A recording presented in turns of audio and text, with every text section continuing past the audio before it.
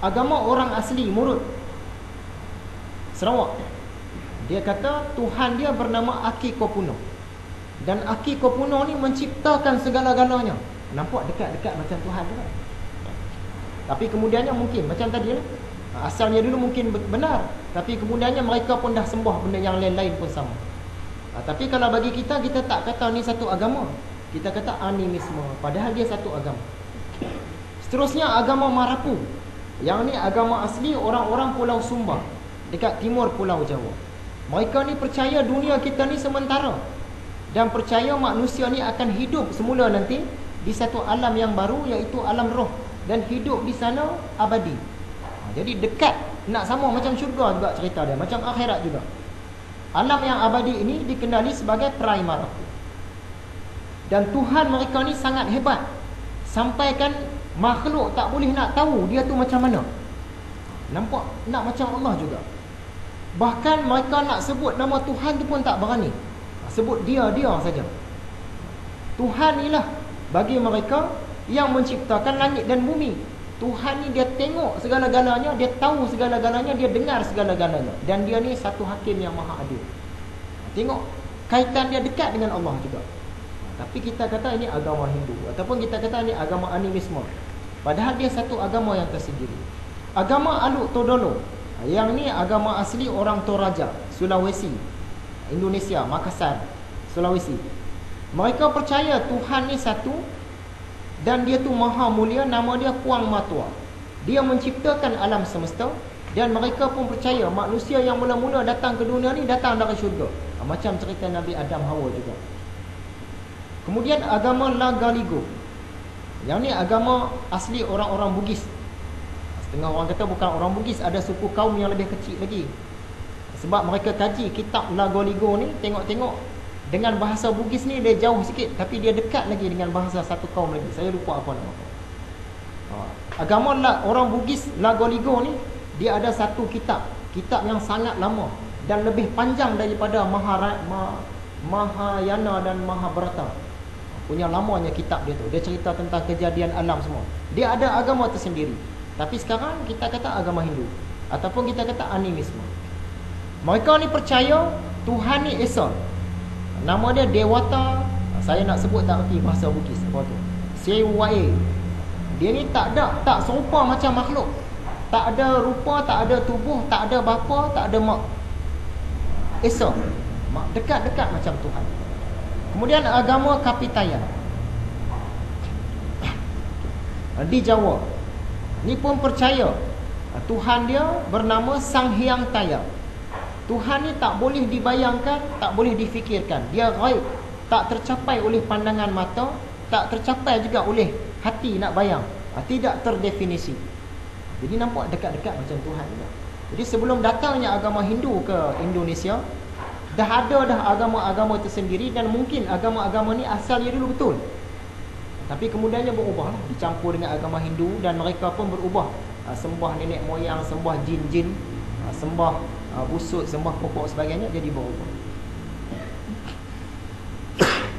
Kenapa ada banyak agama? Kata Imam Al-Ghazali dalam kitab Mishkatul Anwar, manusia ni banyak agama sebab ada hijab, ada dinding, ada tabir, ada penutup. Sebab itu yang menjadikan manusia banyak agama. Hijab ni pula ada 3 jenis. Dia ikut tebal ke nipis ke? Ada orang antara dia dengan Tuhan, hijab dia sangat tebal. Ada orang nipis sikit, ada orang nipis je. 3 jenis hijab. Hijab yang pertama ialah gelap. Orang ni dengan Tuhan dia terhijab oleh kegelapan. Nanti kita cerita. Yang kedua, dia terhijab campuran gelap dan cahaya. Yang mula-mula yang paling bawah tadi, dia terhijab, terdinding dengan kegelapan. Yang tengah-tengah ni, dia terdinding juga, tapi ada cerah sikit. Dan yang ketiga, yang atas, terhijab dengan cahaya. Dah duduk dalam cahaya, dalam nur dah, tapi masih terhijab juga. Kita nak tengok 3-3. Siapakah golongan yang terhijab dengan gelap? Yang paling bawah tadi, yang paling jauh daripada Tuhan. Dia punya hijab tu, dinding dia sangat tebal, iaitu golongan ateis. Orang-orang mulhid, orang-orang yang tak percaya dengan kewujudan Tuhan. Dia tak percaya juga hari akhirat. Bagi dia kalau mati tu matilah, habis. Jadi di dunia ni dia buat ikut suka hati lah. Nak buat jahat ke buat baik ke suka hati. Ini golongan etis. Dia tak percaya langsung kewujudan Tuhan. Maksud dia punya hijab tu sangat tebal. Dia duduk dalam kegelapan langsung. Mereka ni orang yang mempertuhankan diri sendiri dan akal sendiri. Siapakah golongan yang hijabnya campuran gelap dan terang?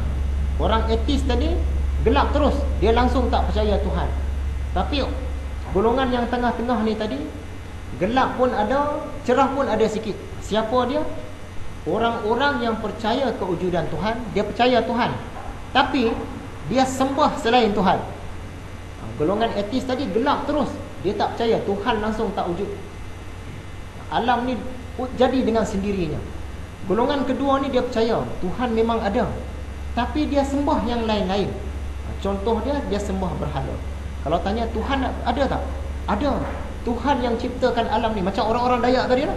Orang-orang asli tadi, orang Selat, orang Laut, orang-orang Dayak tadi kan. Kalau tanya Tuhan ada? Tuhan ada. Sang Hyang Tunggal lah, macam-macam lah dia sebut nama. Tapi dia sembah berhala. Percaya Tuhan tapi sembah alam.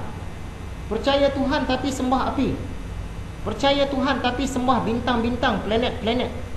Percaya Tuhan tapi sembah matahari, sembah cahaya. Dan ada juga yang sembah Tuhan tapi dia bayangkan Tuhan tu macam diri dia. Tuhan ni ada tangan, ada muka, ada janggut. Dewa-dewa lah. Dia buatlah pegang pisau lah, buat kepala gajah lah, buat tangan banyak. Dia percaya Tuhan tapi dia bayang macam dia, macam manusia. Ini orang yang terhijab. Yang bawah tadi terhijab, hijab dia sangat tebal, terhijab dengan gelap. Yang tengah-tengah tadi hijab dia nipis sikit, terhijab dengan gelap, campur cahaya sikit. Dan sekarang siapakah golongan yang terhijab oleh cahaya? Maksudnya dia dengan Tuhan tu dah dekat dah, tapi masih ada hijab, hijab cahaya. Iaitu orang-orang yang percaya dan menyembah satu-satunya Tuhan, iaitu Allah, tetapi belum sampai ke peringkat hakikat dan mukasyafah. Ini kita dah duduk dalam cahaya, insya-Allah selamat dah. Akidah kita betul dah. Cuma kita tak sampai ke peringkat hakikat dan mukasyafah. Tak macam ulama-ulama, tak macam arif billah, tak macam alim Allah. Kita ni orang biasa-biasa. Kita masih terhijab, tapi walaupun terhijab dalam cahaya dah. Bila kata Islam tu dalam cahaya dah, walaupun terhijab. Jadi kita bersyukurlah. Walaupun aku ni masih terhijab jauh lagi, tapi sekurang-kurangnya dah duduk dalam cahaya dah, duduk dalam Islam. Ini 3 golongan yang terhijab yang menyebabkan munculnya banyak agama. Kata Imam Al-Ghazali dalam kitab Mishkatul Anwar. Bolehkah orang-orang bukan Islam menggunakan nama Allah? Ada 2 keadaan. Yang pertama, boleh sekiranya nama Allah itu mereka tujukan kepada Allah, iaitu satu-satunya Tuhan yang sebenar. Orang agama apa pun dia nak pakai nama Allah boleh, tapi dia tuju pada Allah, dia tak tuju pada yang lain-lain. Keadaan kedua, tak boleh. Kalau mereka nak guna nama Allah, dia nak tuju kepada bukan Allah. Contoh, dia nak kata Jesus, Jesus tu Allah, tak boleh lah. Ataupun dia kata patung dia sembah patung tu, patung ini Allah, tak boleh. Ataupun dia nak kata dia punya dewa-dewa, malaikat-malaikat, dia punya roh-roh, saya punya roh dululah, nenek moyang saya dulu, itulah Allah, tak boleh. Tapi kalau dia nak kata Allah tu ialah Tuhan yang menciptakan segala-galanya, dia tu Esa, tak boleh tergambar, tak boleh disentuh, tak boleh kita dengar suara dia semua, tak boleh. Kalau betul boleh pakai. Itu 2 keadaan. Jadi bolehkah orang bukan Islam guna nama Allah? Boleh dan tak boleh. Boleh kalau dia tuju kepada Allah, tak boleh kalau dia tuju kepada selain Allah. Jadi apakah tindakan kita bila kita dah belajar ni? Yang pertama, kita bersyukur kerana kita dipilih oleh Allah untuk beragama Islam. Nanti kita belajar ilmu hakikat.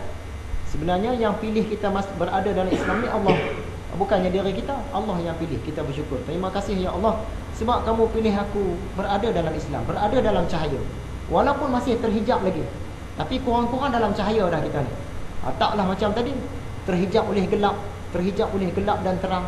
Kita dah duduk dalam terang dah. Yang kedua, kita kena buktikan kesyukuran kita dengan mengerjakan apa yang Allah suka dan menjauhkan apa yang Allah benci. Kita syukur dah, Rasa seronok sangat sebab Allah pilih kita untuk duduk berada dalam agama Islam. Jadi kita kena ucap terima kasih tu dengan cara kita buat apa yang dia suka dan kita tinggalkan apa yang dia benci.